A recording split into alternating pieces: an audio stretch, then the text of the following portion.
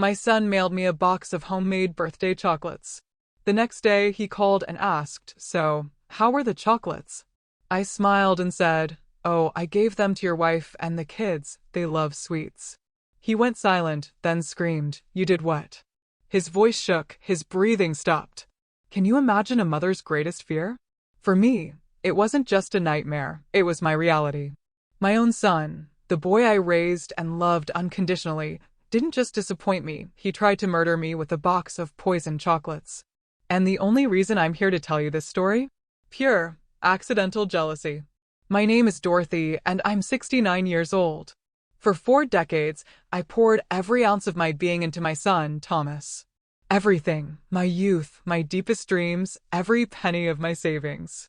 I adopted him when he was just 2 years old, a lost little boy after his parents died. I gave him my name, my unconditional love, my entire life.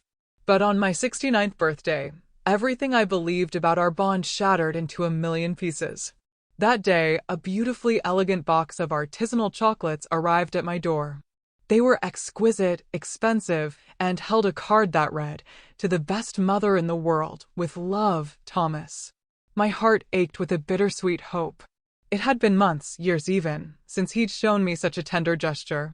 Ever since he married Laura, everything changed. She swept into our lives like a storm, whispering poison into his ear. "Your mother is too nosy," she'd say. "You're too old for her to be taking care of you." And Thomas, my sweet Thomas, the boy I adored, slowly, subtly, began to drift away. Visits grew scarce, calls turned cold, hugs became distant. Yet, I clung to the hope that my son would return to the loving boy he once was. That morning, with the chocolates in my hands, I truly believed it had happened. I thought, finally, my son remembers how much he loves me. Laura hasn't completely destroyed the bond we built over so many years. The chocolates looked absolutely divine, an exclusive brand, a fortune spent. Each piece was a tiny work of art, decorated with golden details. But you know me, I've always been like this, always thinking of others before myself. These are too good for just me, I thought. Laura and the kids will enjoy them so much more. My grandchildren, despite their mother's disdain for me, were my weakness. They were my Thomas's extension, the only pure thing left in our toxic family dynamic. So, I carefully rewrapped the box, drove the short distance to Thomas's house in upstate New York, and knocked on the door. Laura opened it, her usual fake smile plastered on her face. That smile never reached her eyes, it just screamed contempt. "Hello, Dorothy," she drawled, her tone dripping with condescension. "What brings you by?" I handed her the chocolates, explaining they were from Thomas, but I wanted to share them with her and the children. For a fleeting moment, I saw something flicker in her eyes, not surprise, but something closer to fear or confusion. But she quickly composed herself. "What a nice gesture from Thomas," she murmured, taking the box. "The kids will be thrilled." Of course, she didn't invite me in. She never did, always finding an excuse. "This time, the children were sleeping," she said. I drove home, my heart a little sad, but also with a quiet satisfaction. I had done something good. I had shared my son's gift. Maybe, just maybe, this gesture would soften Laura's heart toward me. That night, I went to bed, dreaming of a warmer future. The next morning, the phone rang early. It was Thomas. His voice sounded strange, tense. "Mom," he said, "how were the chocolates?" I was taken aback. It was rare for him to care so much about a gift after giving it. "Oh, Thomas," I replied honestly, "I gave them to Laura and the kids. You know how much they love sweets." The silence that followed was deafening. The world seemed to stop. I could hear my own heart thumping in my ears, waiting. Then he exploded. You did what?" He shrieked, a fury I had never heard in his voice. "I gave them to Laura and the children? You're crazy." His voice trembled, not with anger anymore, but with pure, unadulterated panic. "Thomas, I don't understand," I tried to say, trying to calm myself. "I thought you'd be happy I shared your gift with your family." But he kept shouting, increasingly desperate. He asked again and again if I was sure I hadn't eaten a single piece. If I'd given the whole box. if the children had already eaten them. His questions were so specific, so urgent, that a cold dread began to creep into my soul. Why did he care so much that I hadn't tried them? Why did he seem relieved I hadn't, but terrified that his own family had? He hung up abruptly after yelling that I was an idiot, that I had ruined everything. I stood there, phone in hand, trembling, completely bewildered. But deep down, something primal, a maternal instinct forged over decades of caring, screamed that something was terribly, terribly wrong. That afternoon, Laura called. Her voice was different, strained, laced with worry. "Dorothy," she whispered, "the children. They got sick after eating the chocolates. We had to take them to the hospital in Staten Island." My blood ran cold. "What happened?" I asked, my heart pounding in my throat. "The doctors say it was food poisoning," she replied. "But it's strange. The chocolates smelled odd when we opened them, but the children had already eaten several before we realized." My world began to crumble. The chocolates from my son. The chocolates I had given with so much love had poisoned my grandchildren. But there was something else in Laura's voice. It was fear, yes, but also a horrifying dawning understanding, as if she had finally grasped something that had been hidden in plain sight. That night, sleep was impossible. The pieces of the puzzle clicked into place with terrifying clarity. Thomas's reaction to me giving the chocolates away. His desperation that I hadn't eaten them. His relief mixed with panic. The questions so specific about whether I'd even had a tiny piece. And then, like a lightning bolt in the darkness, the truth hit me with brutal force. My son, my own son, whom I had loved and raised unconditionally, had tried to poison me. Midway subscribe line *, sound of a subtle, uplifting chime or short musical interlude. By the way, if you're still with me on this unbelievable journey, please make sure to hit that subscribe button. You won't want to miss the other incredible stories I'll be sharing, and trust me, there are many more. Now, back to how I fought back. Main story continued *. The following days were a nightmare. The children recovered, thank goodness, but the poison had left its mark. Laura confessed that doctors had found traces of arsenic in their little bodies. Arsenic. A word I'd only heard in crime movies was now part of my most horrific reality. My daughter-in-law, for the first time in years, spoke to me without that mask of contempt. Her voice trembled when she said, "Dorothy, I think those chocolates, they weren't meant to be shared. I think they were specifically for you." Her words confirmed the chilling truth my heart already knew, but my mind had desperately resisted. Thomas had vanished. He didn't answer his phone, didn't reply to messages. When Laura went to his Manhattan accounting firm, they told her he'd requested emergency leave. He'd run away, a coward, leaving his wife and children to face the consequences of his devilish plan. But I knew my son. I knew when he felt cornered, he always ran to the same place, my younger sister Natalie's house. She'd always had a soft spot for him, always justified his mistakes, always protected him. I drove to Natalie's house, my hands trembling on the steering wheel. 40 years of unconditional love, 40 years of sacrifice, 40 years of giving everything I had, and this was my reward? A son who wanted to see me dead.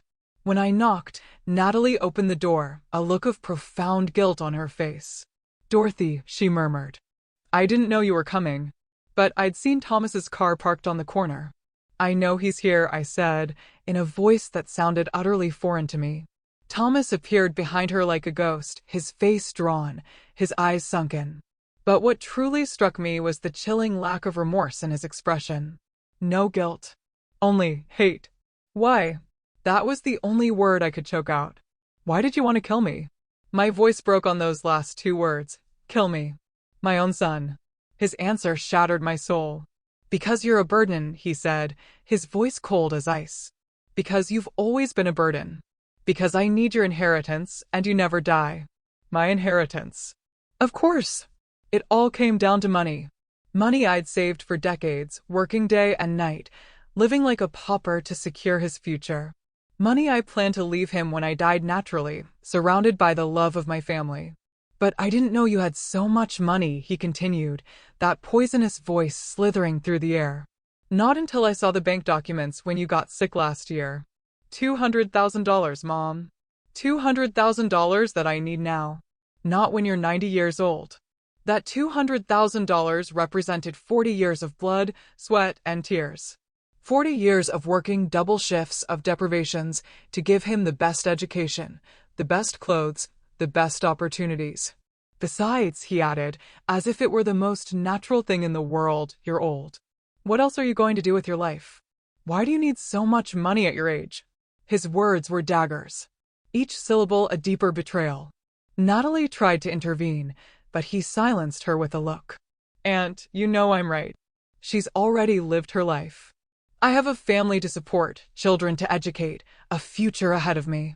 A future built on my corpse, I replied, a bitterness I didn't know I possessed rising in my throat. A future bought with my death. He looked at me with contempt, as if I were the crazy one. Don't be dramatic, he scoffed. It was going to be quick. The chocolates had enough arsenic to look like a natural heart attack. No one would have suspected anything. You would have died peacefully in your sleep, and I would have inherited what was going to be mine anyway. His words revealed the chilling depth of his betrayal. This wasn't an impulse. It was calculated, meticulous, cold. He had researched the poison. He had bought the most expensive chocolates to disguise the taste. He had calculated the exact dose. My death had been planned with the same dedication I'd put into planning his birthdays for so many years. And what happened? I asked, my voice surprisingly steady. Why didn't your perfect plan work? His face twisted into a grimace of frustration. Because you're too stupid to eat chocolates your own son gives you, he spat. Because you always have to be the martyr. You always have to give everything. You always have to be the selfless, saintly mother. The irony was suffocating. The very flaw he criticized in me, my tendency to give rather than receive, had saved my life. My instinct to share his gift had destroyed his homicidal plan. But the worst part, he continued, his anger rising, is that now Laura knows everything. The children were about to die because of you. Because of your damn compulsion to share what doesn't belong to you. He blamed me after trying to murder me. He blamed me for the poisoning of his own children. Laura appeared in the doorway, her face pale, her eyes brimming with tears. She had heard everything, the final, undeniable confirmation that her husband had not only tried to kill his mother, but was willing to sacrifice his own children in the process. Thomas, she said, her voice broken, how could you? How could you put our children in danger? He turned to her with the same chilling coldness he'd shown me. Because nothing was going to happen, he replied. Because the poison was for her, not for you. But you knew I always share everything with the children. Laura screamed. You knew there was a chance they would eat those chocolates. Thomas merely shrugged, as if discussing the weather. It was a calculated risk, he muttered. A calculated risk. The children I had helped raise, who filled my afternoons with joy, were nothing more than a calculated risk in his twisted plan to murder me. At that moment, I understood. The son I had raised, the boy I had adopted and loved as if he were born of my own body, had died a long, long time ago. The man before me was a stranger, a dangerous stranger who had looked me in the eye for years while planning my death. It's over, I told him, with a calm that surprised even me. Everything is over between us. He let out a bitter, cruel laugh. What are you going to do, Mom? Call the police? Report your own son? You know you'll never do that. You're too weak. Too weak. For 40 years, I had been too weak to tell him no. Too weak to set limits. Too weak to see that my unconditional love had nurtured a monster. But that day, in that house, facing the absolute betrayal, something snapped inside me. You're right, I told him, my voice firm. I've been too weak for too long. But that ends today. I turned and walked toward the door. Wait and see what a weak woman can do when she finally finds her strength. His screams followed me into the street. He yelled that I was ungrateful, that after everything he had done for me, I was abandoning him. Everything he had done for me, the sheer cynicism of it. Trying to kill me was, in his twisted mind, something he had done for me. That night, alone in my home, I cried. I cried as I hadn't cried in decades. I cried for the son I had lost, for the wasted years, for the betrayed love. But most of all, I cried for the woman I had been, Naive, permissive, blind to the evil growing before my eyes. When the tears finally stopped, I made a decision. Thomas was right about one thing. I was weak.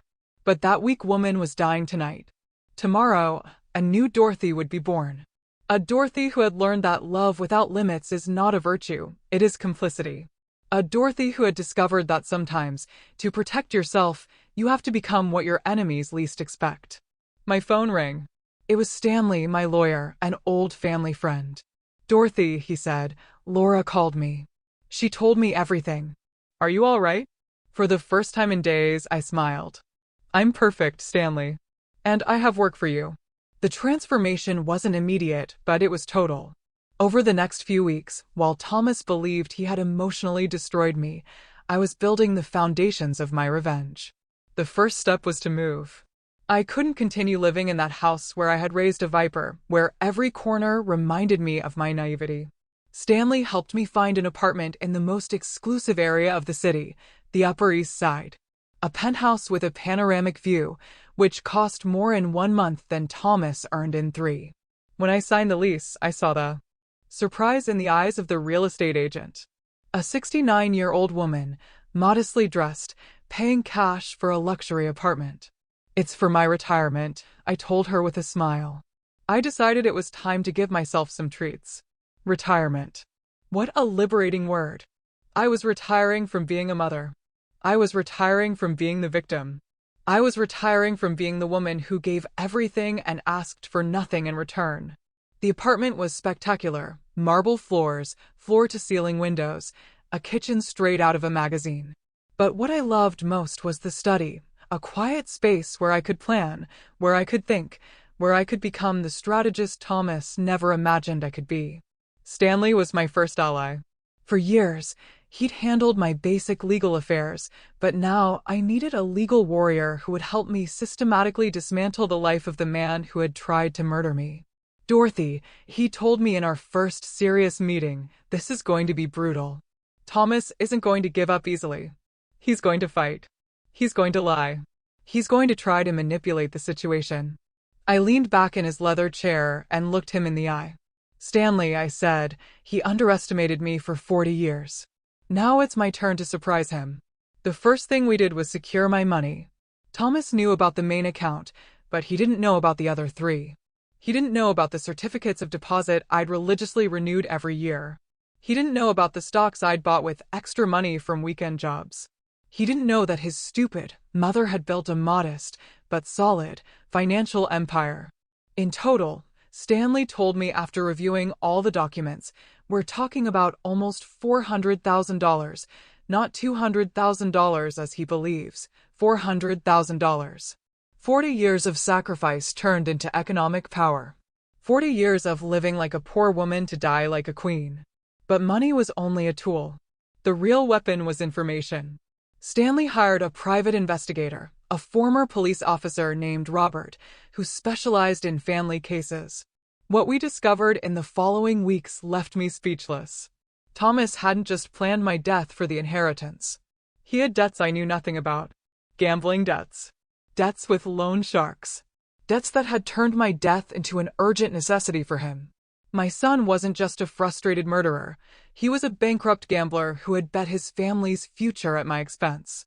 "Here is the evidence," Robert said, handing me a folder full of photographs, documents, bank records. "Your son owes more than $50,000 to very dangerous people. People who don't accept excuses." The photographs showed him in Atlantic City casinos, in clandestine betting houses in Queens, in nighttime meetings with threatening-looking men. He had mortgaged the house where he lived with Laura without telling her anything. He had pawned his wife's car. He had emptied the children's savings accounts to pay interest. My son was not only a potential murderer, he was a thief who had stolen his own family's future. "Laura doesn't know anything about this," Robert continued. "He has been lying to her for months. He tells her he has problems at work, that payments are late, that they need to economize. But the truth is that he is using the house money to gamble." The information was devastating, but it was also perfect. Thomas had built his own prison with his lies and addictions. I just had to push the bars so that everything would collapse. Meanwhile, he thought he had defeated me. 3 weeks had passed since our confrontation at Natalie's house, and I had given no sign of life. I hadn't called him. I hadn't shown up at his house. I hadn't made any drama. In his narcissistic mind, this confirmed his theory. I was too weak to face him. But I was working. Every day from my new apartment, I coordinated the next moves with Stanley. Every night, I reviewed Robert's reports, learning more about the monster my son had become. Every dawn, I planned the next step of my meticulous revenge. The first phase was psychological. I needed Thomas to feel like he was in control, that he had won. I needed him to grow complacent, to lower his guard. That's why I had been silent, letting him believe I was hiding in some corner, crying and defeated. Stanley explained the legal process. We have evidence of the attempted poisoning, he told me, the children's medical analysis, Laura's testimony, the recordings you made of his confessions. Yes, I had recorded our entire conversation at Natalie's house, thanks to a small device Robert had given me, hidden in my purse. But, Stanley continued, a criminal process is going to be long and complicated. There will be media coverage. There will be public scandal. Are you prepared for that? I was more than prepared. After 40 years in the shadows, I was ready to step into the light and show the world who Thomas really was. Besides, he added with a smile, we have evidence of fraud, embezzlement, and financial manipulation. We can destroy him economically before the criminal process even begins. Economically. The words sounded delicious. Thomas had tried to kill me for money. Now he was going to lose everything for trying to kill me. During those weeks of silence, I also worked on myself. I hired Yolanda, a personal stylist who completely transformed my image. Goodbye to old, conservative clothes. Goodbye to gray, unkempt hair. Goodbye to the hunched posture of the defeated woman. When Yolanda finished, I didn't recognize myself in the mirror. My hair was an elegant brown, cut in a modern style that took 10 years off me. My clothes were sophisticated but not ostentatious. Quality suits, designer shoes, discreet but expensive accessories. Dorothy, Yolanda told me, admiring her work, you look like a woman of power. A woman of power. I liked the sound of that. For 40 years, I had been a woman of service, a woman of sacrifice, a woman of shadows. Now it was time to be a woman of power. The last element of my transformation was the most important, my attitude. I hired a personal coach, a psychologist specializing in female empowerment. Dorothy, she told me in our first session, you have to stop seeing yourself as a victim. You are a survivor. You are a warrior. The sessions were revealing. For decades, I had confused love with submission, kindness with permissiveness, motherhood with total self-denial. I had raised a monster because I was afraid of being a bad mother if I set limits. True love, the psychologist explained, includes consequences. If there are no consequences for bad actions, there is no love. There is complicity. Complicity. For 40 years, I had been an accomplice in my son's transformation into a sociopath. But no more. The new Dorothy was not an accomplice to anyone. The new Dorothy was a force of nature, about to unleash upon Thomas's world like a devastating hurricane. One night, exactly 1 month after our confrontation, I decided it was time to make my first public appearance. I carefully chose the location, the most exclusive art gallery in the city, where a private collection of contemporary paintings was being exhibited. I dressed in a black designer suit, high heels that made me look taller and more imposing, and jewelry I had bought that very afternoon. When I arrived in a luxury taxi, society photographers turned to look. They didn't recognize me, but they instinctively knew I was someone important. I walked through the gallery, among collectors and critics. For the first time in decades, I felt in my element, elegant, sophisticated, powerful. And then I saw him.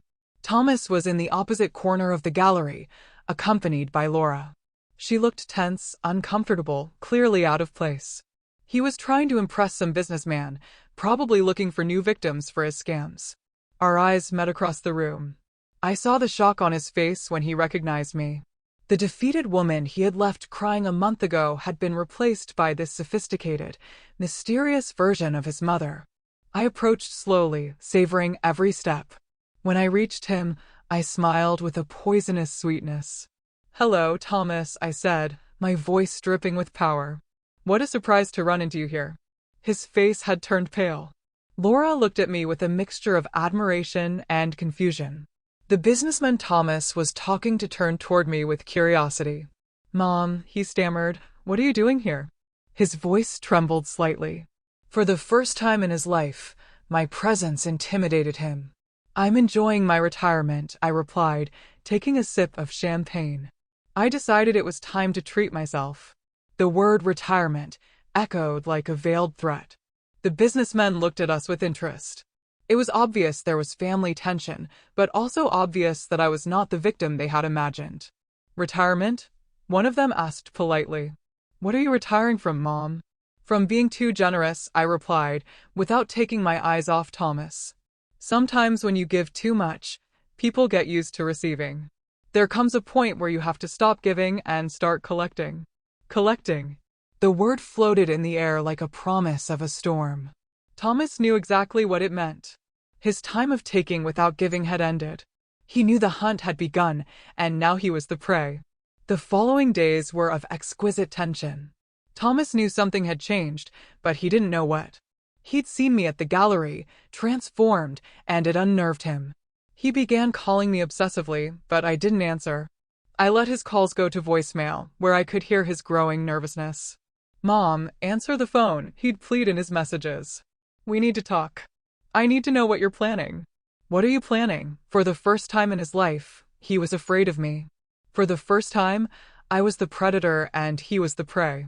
Stanley had begun the legal phase of my revenge. The first thing was to file a civil lawsuit for attempted murder, armed with all the evidence we had gathered: the children's medical analysis, the audio recordings, the testimonies of Laura and the medical staff. "Dorothy," Stanley told me, "this lawsuit is going to be a scandal. The media are going to cover the case. Your story is going to be on every newscast." "Perfect," I said. "I want the whole world to know who Thomas really is. I want his neighbors in Connecticut, his coworkers, his friends, to know that he tried to murder his own mother. But," he added with a smile, "we also have evidence of fraud, embezzlement, and financial manipulation. We can destroy him economically before the criminal process even begins." During these weeks, I had a critical conversation with Laura. Despite our past, she was also a victim of Thomas, deceived, manipulated, stolen from. And most importantly, she was the mother of my grandchildren, who had almost died because of their father. I invited her to lunch at the city's most elegant restaurant. When she arrived, her eyes widened at the new me. I was no longer the modest, resigned mother-in-law she'd known. I was a woman of power. "Laura," I said, after we ordered, "we need to talk." She nodded nervously, knowing something big was coming. "I know everything about Thomas's debts," I told her. "The gambling, the loan sharks, the mortgage he put on your house without your knowledge." Her face fell apart. "How do you know that?" she murmured. "Because I hired investigators," I replied calmly. "Because I decided to stop being the victim and become the hunter." I handed her one of the folders Robert had prepared. "Everything is there. Documents, photographs, bank records." Laura reviewed the papers, tears welling in her eyes. Each page was a deeper betrayal. Her husband hadn't just tried to murder his mother. He'd been systematically stealing his family's future to feed his gambling addiction. "Dorothy," she said, her voice broken, "I didn't know any of this. He told me there were problems at work, that we needed to economize. I never imagined he was destroying our lives." "Laura," I said, taking her hand, "you are not to blame. Thomas deceived both of us. But now we have the opportunity to get justice." I explained my plan. She could file a lawsuit for marital fraud, recover the house, protect the children's future. I would help with legal expenses. "But," I added firmly, "I need you to testify against Thomas. I need you to tell the whole truth about the chocolates, about his confession, about everything you have seen." She didn't hesitate for a second. "Of course," she said. "It's the least I can do." While we were eating, Thomas arrived. No coincidence. He'd been following Laura, worried about this meeting. When he saw us sharing documents, his face contorted in panic. He approached our table with agitated steps. "What are you doing?" he demanded, his voice tense. "What are you talking about?" His desperation was palpable. He knew his world of lies was collapsing. "We are talking about you," I replied with a cold smile. "We are talking about your debts, your lies, about how you have been stealing from your own family." Thomas looked at the documents on the table, and his face completely deflated. "Laura," he pleaded, "don't listen to this crazy old woman. She's trying to manipulate you to separate us." Crazy old woman. Even in that moment of total panic, he couldn't stop insulting me. He was incapable of showing respect or remorse. "Thomas," Laura told him, in a voice I had never heard before, full of strength and determination. "I know everything now. I know about the gambling, about the debts, about the mortgage. I know you have been lying for months." He tried to deny it, but she cut him off. "And I know you tried to kill your mother." She shouted the last words, attracting the attention of the entire restaurant. Diners turned, murmuring. Thomas, realizing he was being watched, lowered his voice, but his desperation grew. "Laura, please," he whispered, "we can fix this. We can work it out together. You don't need to listen to this woman. She has always tried to separate us. Always manipulating, always blaming others, never taking responsibility." "No," Laura replied firmly. "No more. No more lies. No more manipulation. I am going to protect our children, and that means taking them away from you." She got up, picked up her purse, and headed for the exit. "My lawyers will be in touch with you." Thomas stood there, trembling with rage and impotence. When Laura left, he turned to me with a fury that reminded me why I had decided to destroy him. "This is your fault," he hissed through clenched teeth. "You ruined my marriage. You destroyed my family." "I didn't destroy anything," I replied with supernatural calm. "I only brought the truth to light. Your marriage was ruined when you decided to become a liar and a thief. Your family was destroyed when you decided to try to murder your mother." I stood up, looked him directly in the eyes, and added, "And this is just beginning." His threats followed me into the street. "You're going to regret this," he yelled as I walked toward my taxi. "You're going to pay for destroying my life." He had tried to destroy mine, literally, and now he complained because I was defending myself. That night, Stanley called with news. "Dorothy, the lawsuit is already in process. The media have started calling. They want interviews. They want your side of the story." It was exactly what I had expected. "Schedule the interviews," I told him. "It's time for the world to know the truth." The first interview was with the most watched news program in the city. I arrived at the studio impeccably dressed, with the confidence of a woman who had found her power. The journalist received me with curiosity and compassion. "Miss Dorothy," she said in front of the cameras, "tell us your story. How did you discover that your son had tried to poison you?" I told her everything: the chocolates, Thomas's reaction, the children's poisoning, his cold and calculated confession. I spoke calmly, without dramatizing, letting the facts speak for themselves. "How does a mother feel when she discovers that her son wants to kill her?" the journalist asked. "She feels free," I replied. "She feels free from an illusion she had maintained for 40 years. She feels free to stop protecting someone who never protected her." The interview went viral.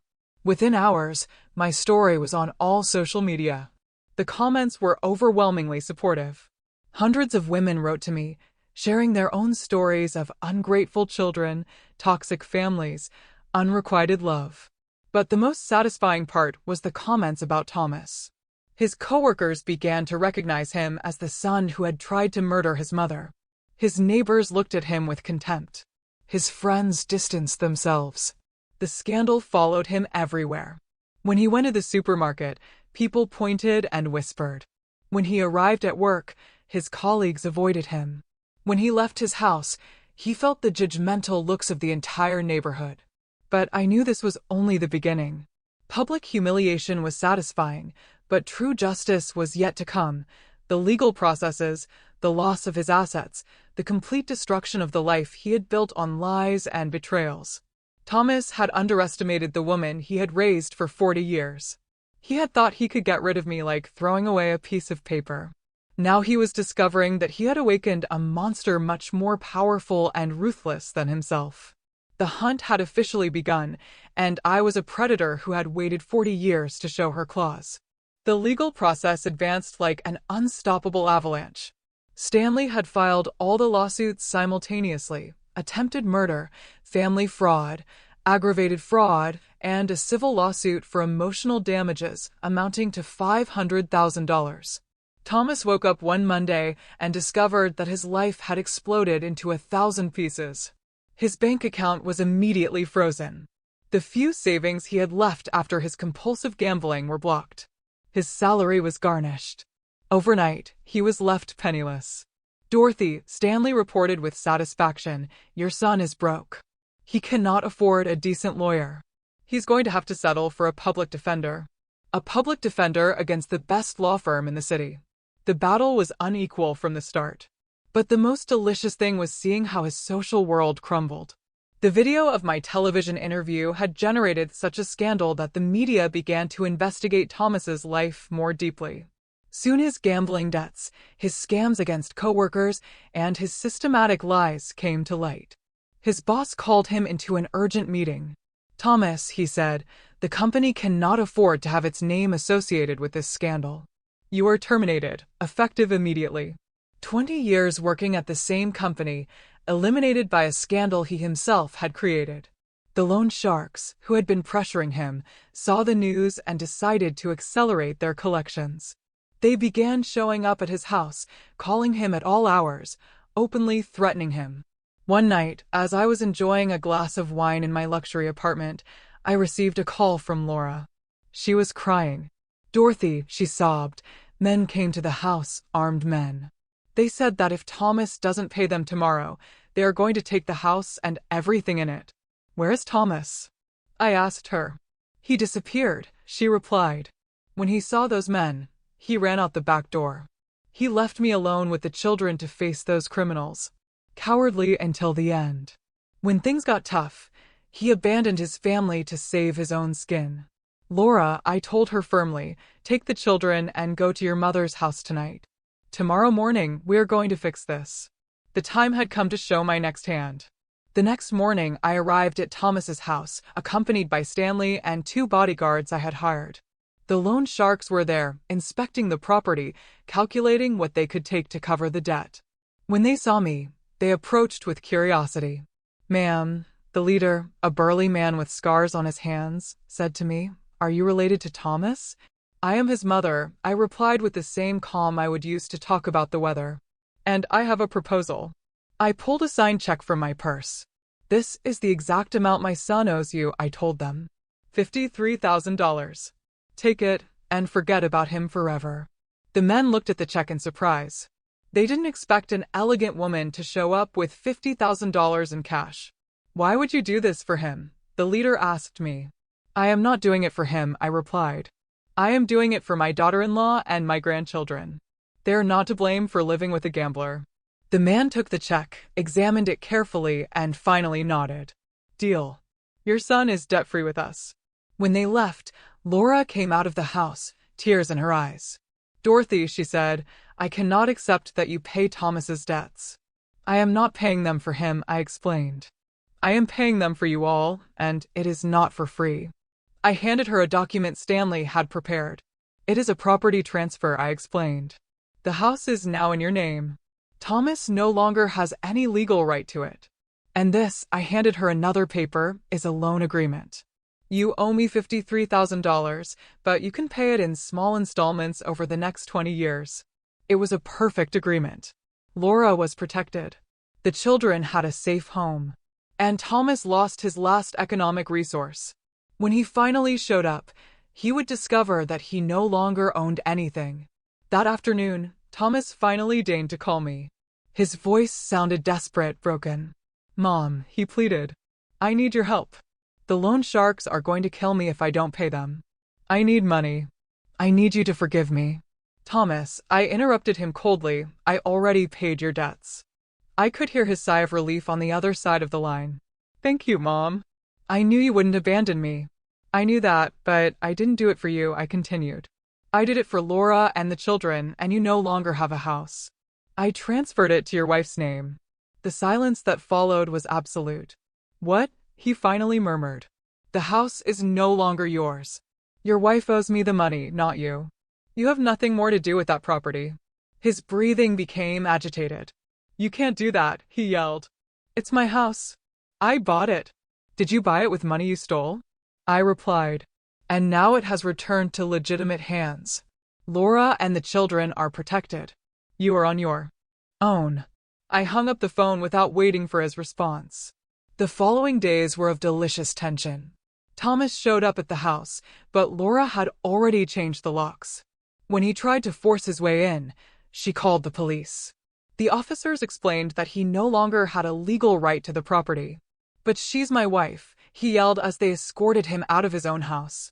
"I have a right to be here." "Sir," the officer told him, "your wife has requested a restraining order. You cannot approach within 200 yards of this property." Restraining order. Laura had followed my advice to the letter. Now Thomas had not only lost his house, but legally could not go near his family. He was a complete pariah, rejected by society and abandoned by his own.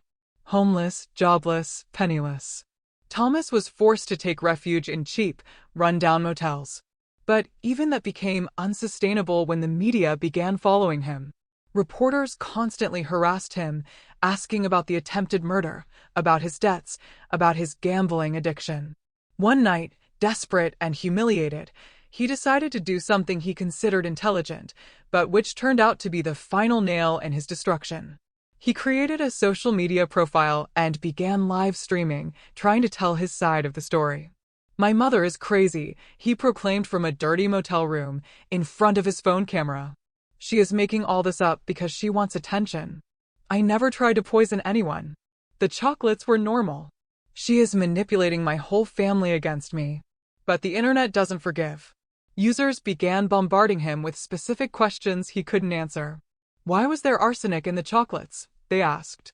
"Why did your children get poisoned?" they insisted. "Where is the proof that your mother is lying?" His broadcast went viral, but not in the way he expected. It went viral as an example of pathological narcissism, as the live confession of a man who could not accept responsibility for his actions.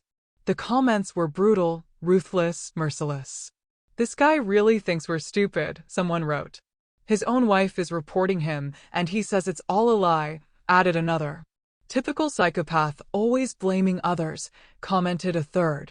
But what really sealed his fate was when someone asked him directly, "If you are innocent, why don't you sue your mother for defamation?" Thomas was speechless.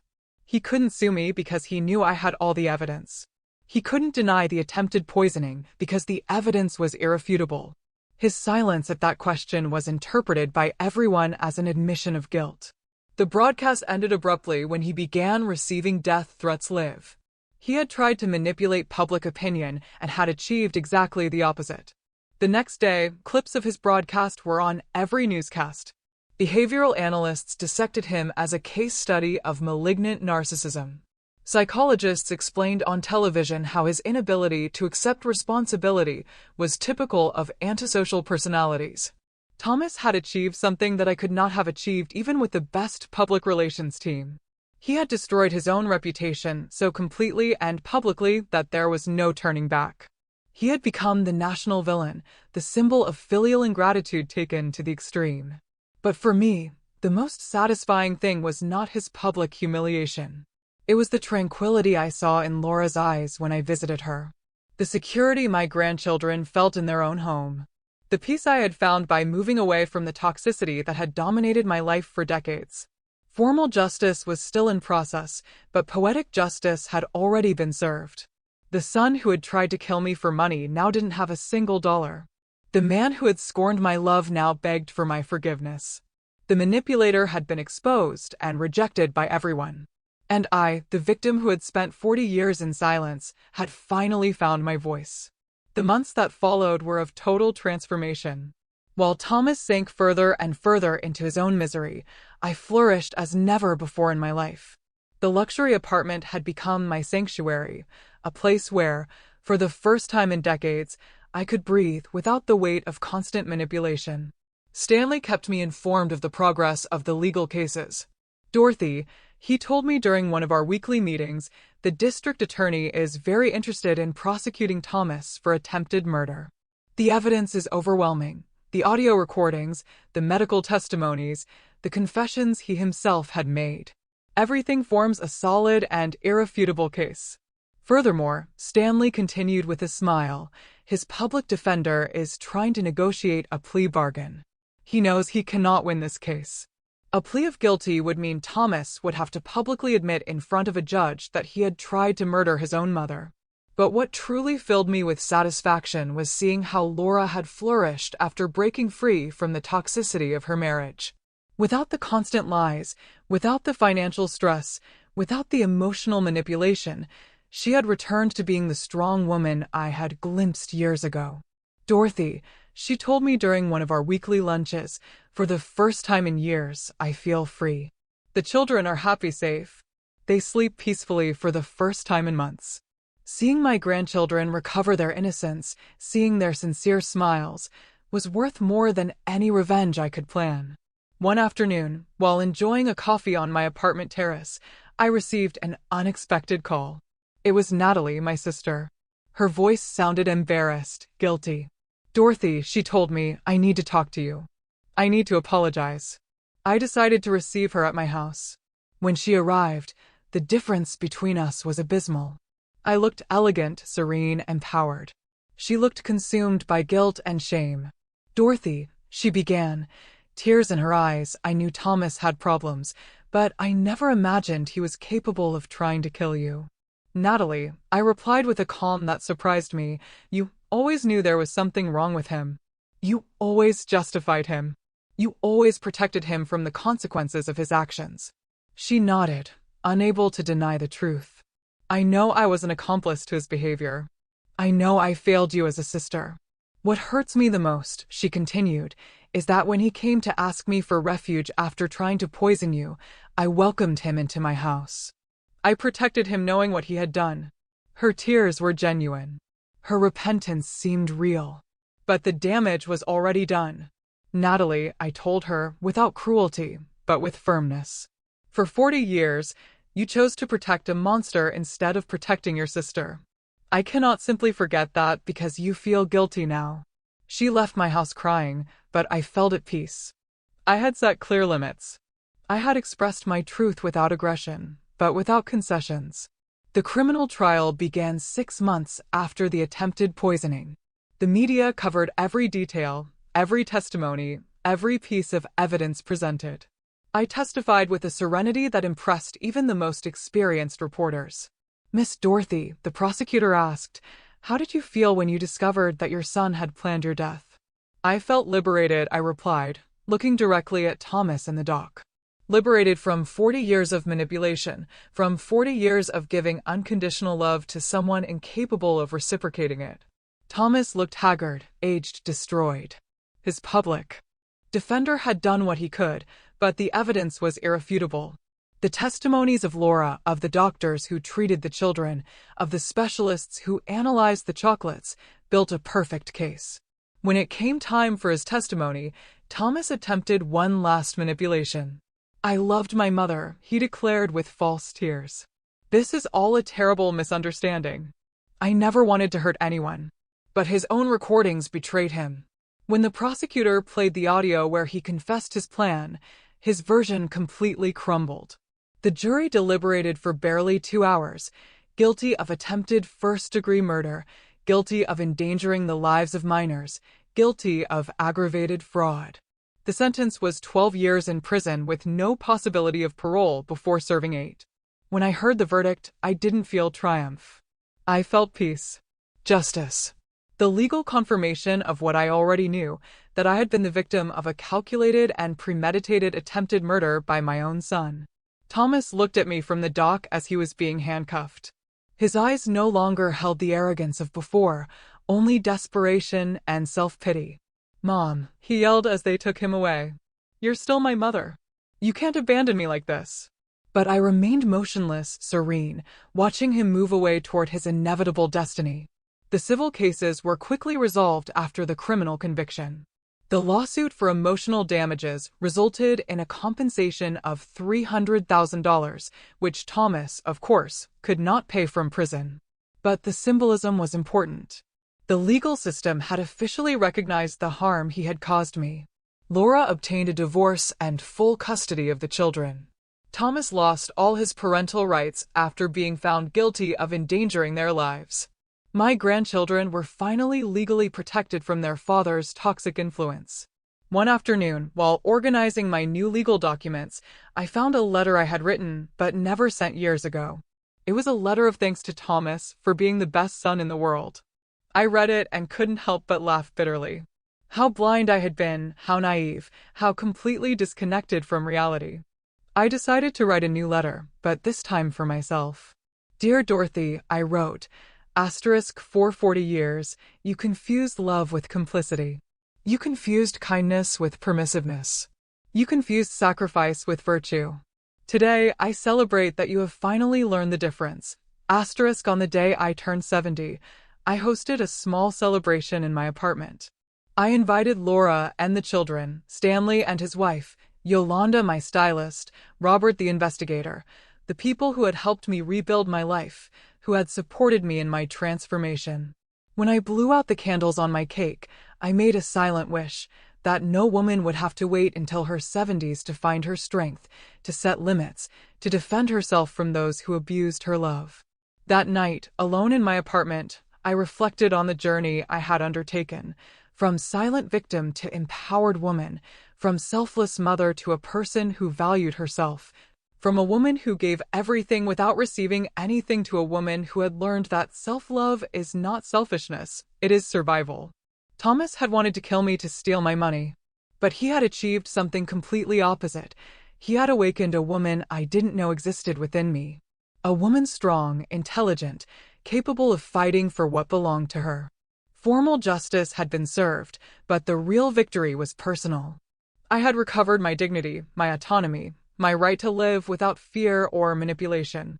2 years after the sentencing, my life had found a balance I never thought possible. The emotional wounds had healed, not with forgetting, but with wisdom. I had learned that healing doesn't mean forgetting, but integrating the pain into a new, stronger version of yourself. My daily routine was a testament to my newfound freedom. I woke up without the weight of the anxiety I had carried for decades. I had scrambled eggs and bacon for breakfast while reading the financial news, because I had decided to learn to manage my investments personally. Stanley had introduced me to Oscar, an ethical financial consultant who taught me that money could be a tool for empowerment, not just for survival. Dorothy, Oscar told me, you have enough capital to live comfortably for the rest of your life and leave a considerable inheritance. Inheritance. The word that had motivated the attempted murder now had a completely different meaning for me. I had decided to create a trust for my grandchildren, administered by Laura until they turned 25. I also established a foundation to help older women victims of family abuse. My traumatic experience had turned into social purpose.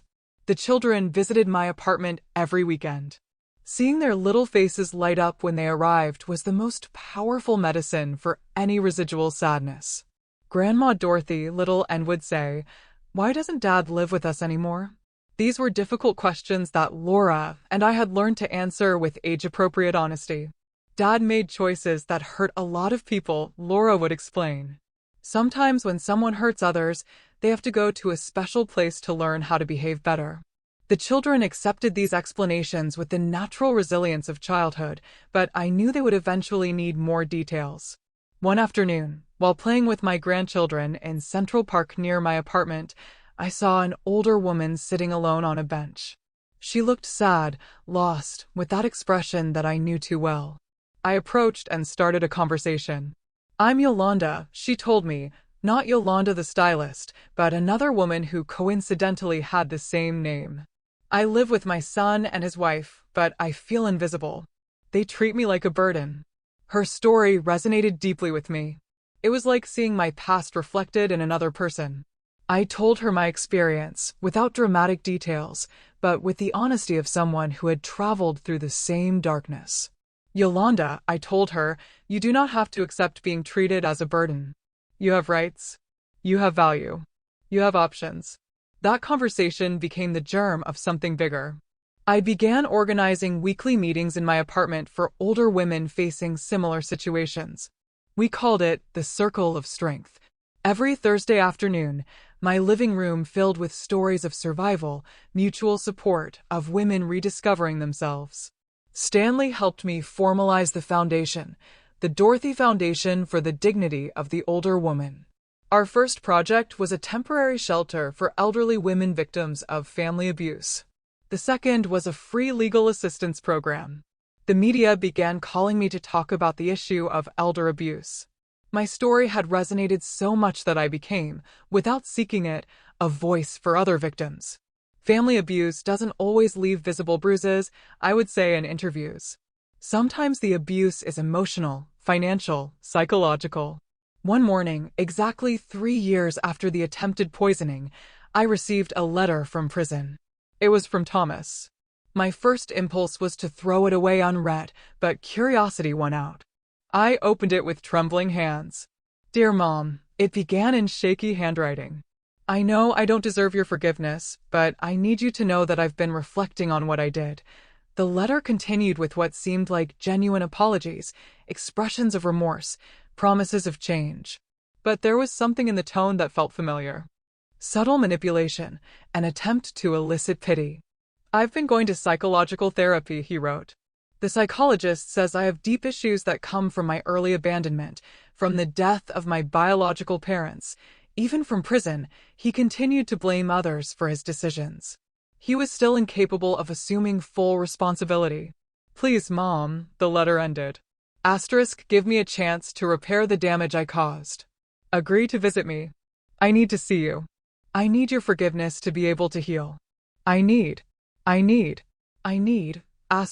had always been about what he needed, never about what I needed or deserved. I showed the letter to my psychologist. Dorothy, she told me, how do you feel reading this? I feel sorry, I replied. But not for him. I feel sorry because after 3 years in prison, he still doesn't truly understand what he did. Are you going to answer him? She asked. Are you going to visit him? I reflected for days. Part of me, the mother I had been for 40 years, felt the obligation to respond. But the new woman who had emerged from the ashes knew that my healing did not depend on forgiving the person who had tried to kill me. I finally decided to write a response, but not the one he, or even the old me, expected. Thomas, I am glad to know that you are reflecting on your actions. However, my healing process does not require seeing you or forgiving you. I have learned that forgiveness is for the benefit of the one who forgives, not the one who asks for it. I have built a fulfilling life without you. Your absence is not an emptiness in my life. It is a space filled with tranquility. I hope you find your own redemption. But my path to healing no longer includes trying to save you from the consequences of your decisions. I signed the letter simply as Dorothy, not Mom. That title had been revoked the day he decided to become my potential killer. I sent the letter and felt a profound release. I had definitively closed the last chapter of that toxic relationship. Laura had also rebuilt her life. She had started studying psychology, inspired by our experience. I want to help other families identify signs of manipulation before it's too late, she told me. Her transformation from silent victim to active advocate was inspiring. The children were growing up healthy and safe. They occasionally asked about their father, but without the anguish they had shown during the years of family toxicity, emotional stability had replaced the constant chaos that had marked their early years. One afternoon, while reviewing the Foundation's reports, I realized something extraordinary. In 2 years, we helped more than 200 older women escape abusive situations. Some had recovered property stolen by manipulative children. Others had found the courage to report abuse. All had rediscovered their dignity. My personal story of survival had become a beacon of hope for other women. The attempted murder that had sought to silence me forever had ended up amplifying my voice beyond what I had ever imagined.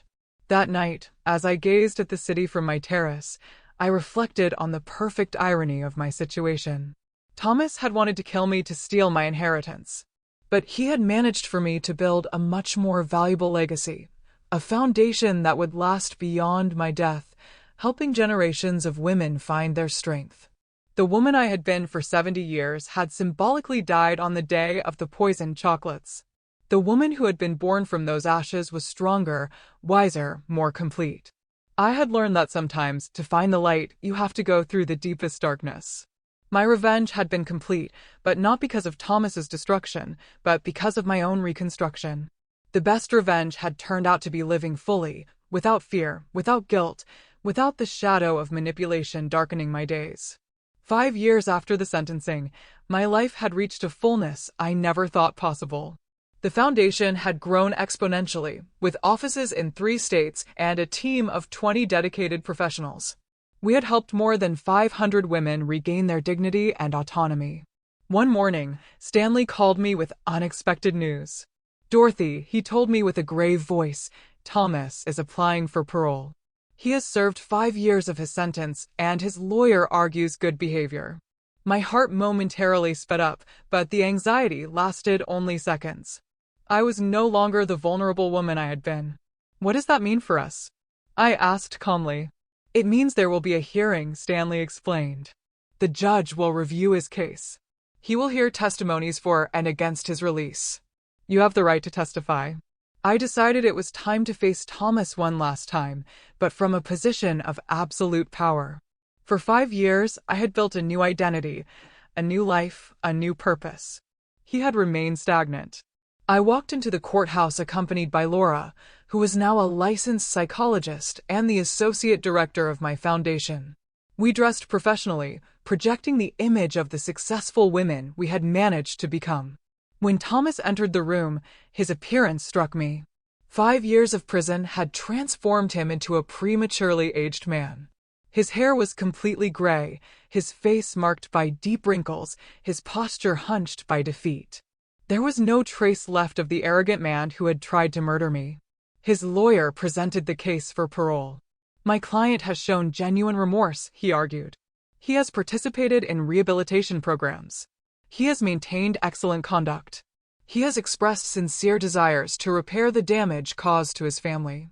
When it was my turn to testify, I rose with the serenity of someone who has found inner peace. "Your Honor," I began. "For 5 years, I have observed the consequences of the defendant's actions, not only in my life, but in the lives of his children who have thrived in an environment free from his toxic influence." I looked directly at Thomas as I spoke. "I have built a foundation that has helped 500 women victims of family abuse. Every one of those stories reminds me why it is important for actions to have real and lasting consequences. Mr. Thomas not only attempted to murder me," I continued firmly, "he endangered the lives of his own children. He stole from his family. He lied systematically for years. His early release would send a dangerous message that repentance after being caught can erase the severity of trying to murder your own mother." The judge listened intently, taking notes. When Thomas had the opportunity to speak, he addressed me directly. "Mom," he said with a broken voice, "I know I don't deserve your forgiveness, but I have changed. I have understood the damage I caused. I have spent 5 years reflecting on my mistakes." His words sounded rehearsed, calculated to generate compassion, but they no longer had power over me. "Thomas," I replied calmly, "you lost the right to call me mother the day you decided to become my potential killer. 5 years in prison do not erase 40 years of manipulation or the trauma of discovering that your own son wanted to see you dead." Laura's testimony was devastating for his chances. As a professional psychologist, she explained to the judge the patterns of narcissistic and manipulative behavior she had observed for years. "The children have prospered without their father's presence," she declared. "They have developed emotional stability, security, confidence. His release would represent a setback in their psychological development."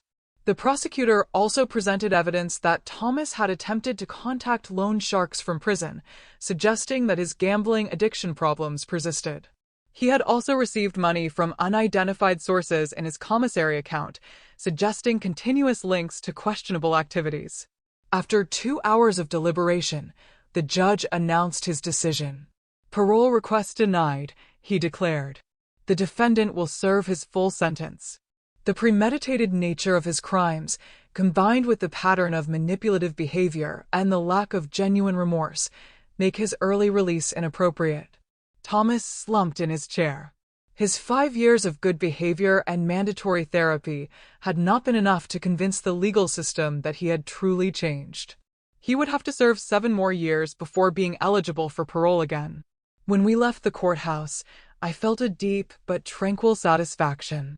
It was not vengeful triumph, but the confirmation that justice had prevailed. Thomas would pay fully for his crimes, while I continued to build a legacy of hope and empowerment. That afternoon, during the weekly meeting of our Circle of Strength, I shared the experience with the women of the group. Today, I face my aggressor once more, I told them, but no longer from fear or vulnerability. I faced him from the power I have built during these years. Yolanda, the woman I had met in the park years ago and who now coordinated one of our programs, raised her hand. Dorothy, she said, your story has taught us that it is never too late to reclaim our dignity. At 70, you found your strength. I found mine at 65. That night, alone in my apartment, I wrote in my diary, *today, I definitively closed the darkest chapter of my life. Thomas will remain in prison 7 more years, but I no longer live in the emotional prison he built for me. I am free. I am powerful. I am whole. Looking out the window at the illuminated city, I reflected on the path traveled, from silent victim to advocate for other victims, from invisible woman to recognized community leader, from selfless mother to a woman who had learned that self-love is not selfishness. It is survival. The transformation had been painful but necessary. Like a butterfly that must destroy its cocoon to fly, I had to destroy the permissive version of myself to become the strong woman I always had the potential to be. Tomorrow, I would continue my work at the foundation. I would continue helping other women find their voice. I would continue building a legacy that transcended personal revenge. Because I had learned that the best response to an attempt at destruction is not reciprocal destruction, but the construction of something beautiful and lasting. Thomas had wanted to eliminate me to steal my monetary inheritance. He had achieved exactly the opposite. He had awakened a much more valuable inheritance in the form of strength, wisdom, and purpose that I now shared with hundreds of women. Justice does not always come fast, but when it comes, it is complete and definitive. 10 years had passed since the day that changed my destiny forever. Now at 79, I contemplated my life with a deep satisfaction I never thought possible. The Dorothy Foundation had grown to become a recognized national institution, with shelters in 8 cities and a legal assistance program that had helped more than 2,000 women. My grandchildren, now teenagers, visited every weekend. Anne was 16 and had decided to study law, inspired by our family history. Grandma, she told me, I want to be like you.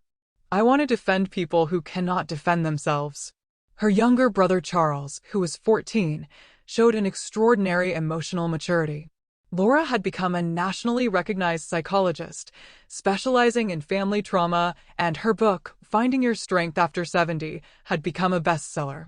One spring morning, while reviewing correspondence in my foundation office, I received a call that transported me to the past.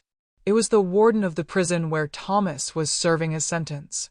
Miss Dorothy, he told me with a grave voice, I have to inform you that your son passed away last night. The news impacted me, but not as I had expected. I didn't feel maternal pain or devastating loss. I felt a strange mixture of sadness for what could have been and relief for the definitive closing of that chapter. What happened? I asked with professional calm. It was a sudden heart attack, the warden explained. The doctors say he had developed severe heart problems, probably related to stress and depression. He died sleeping, without pain. The irony was absolute. He had planned my death by heart attack with poisoned chocolates, and he had finally died of a real heart attack. He left a letter addressed to you, the warden continued. He wishes for us to send it to you. After a moment of reflection, I agreed to receive it. I needed to know his last words, not out of nostalgia, but to completely close this cycle of my life. The letter arrived 2 days later. I opened it with steady hands, without trembling or anxiety. Dear Mom, it began in shaky handwriting. *, I write this knowing that I will probably die in this prison. For 10 years, I have reflected on what I did, on the monster I became.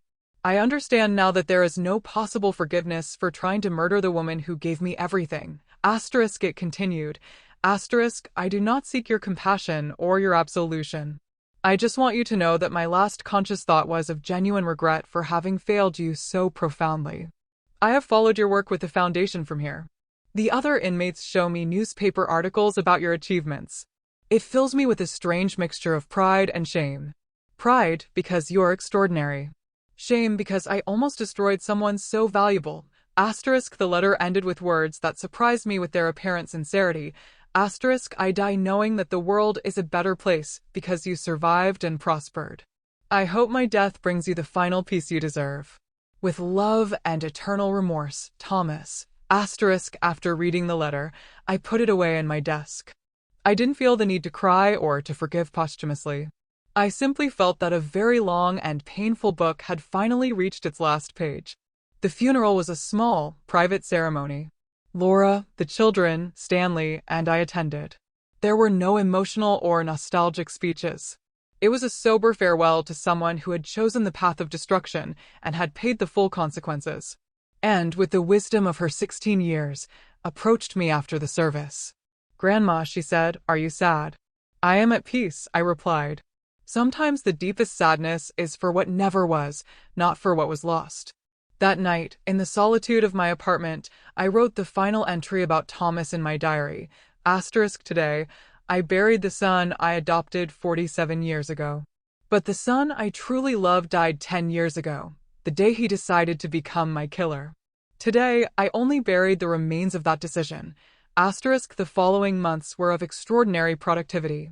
Without the looming shadow of Thomas, without the possibility of future legal hearings or confrontations, I dedicated myself completely to expanding the work of the Foundation.